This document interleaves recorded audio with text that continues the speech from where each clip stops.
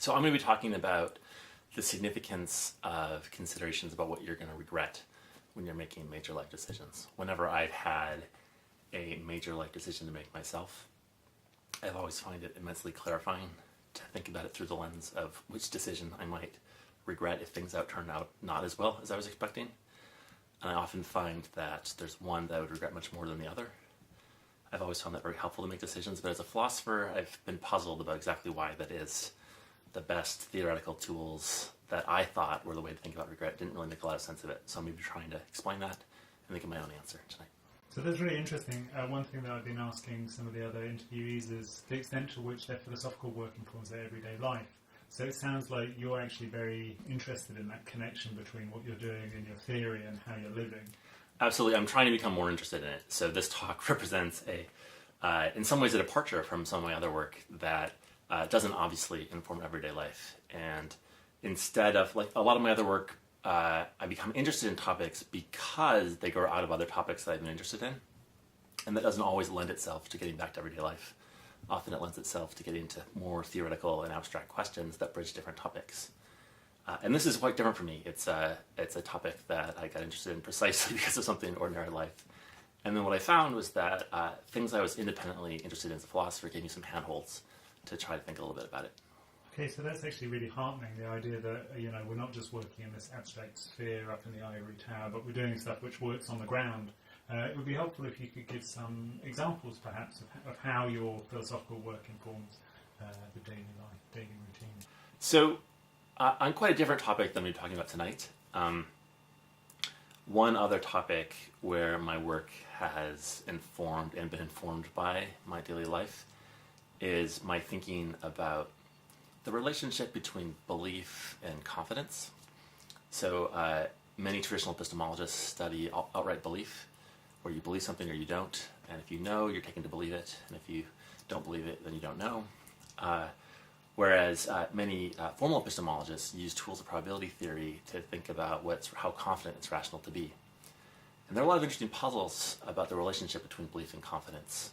Some people who find confidence very interesting are skeptical about belief, and some people who think the epistemology is about belief are skeptical about the stuff about confidence. My work on that topic has been informed by my understanding of my relationship with my spouse, who has a very different approach to her comfort level with forming beliefs than me. So she has a very high need for closure. She needs to know the answer to questions, and I don't. As a philosopher, I wouldn't be a philosopher if I wasn't uncomfortable not knowing the answer to questions.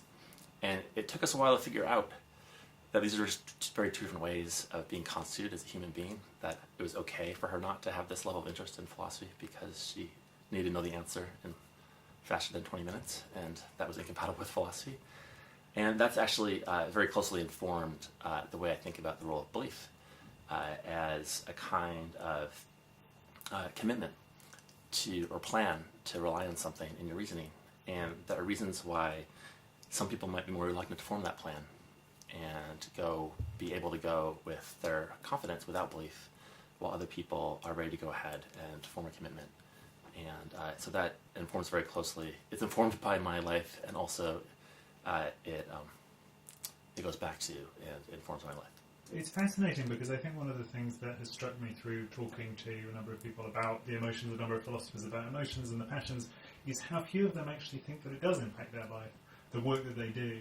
And I was wondering, this is a question on the kind of disciplinary level, whether you think that's common in philosophy. Absolutely, I do think it's common in philosophy, but I think it's closely related to the abstraction of some of the questions. If you look back at the talks in the series so far, many of them are about the emotions in general.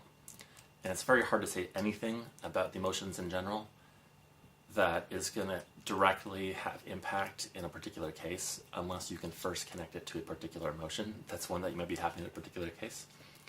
And so I really think that it makes a difference when you go from the abstract and try to make it more concrete.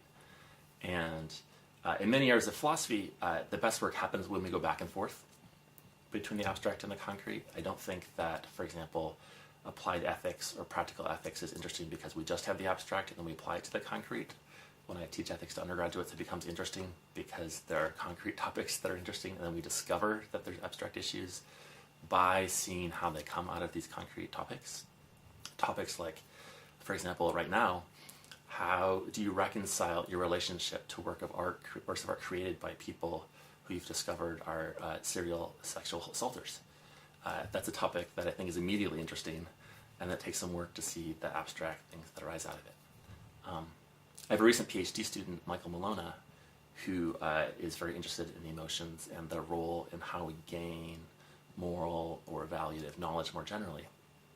And one thing that Michael's been trying to do is to think about another particular passion or emotion, hope, and how Michael has this idea that hope can play a transformative role in helping us find our vocation or purpose in life. And I think that those kinds of interesting topics come out when you start focusing on something more specific than the high level things that bridge all of the passions.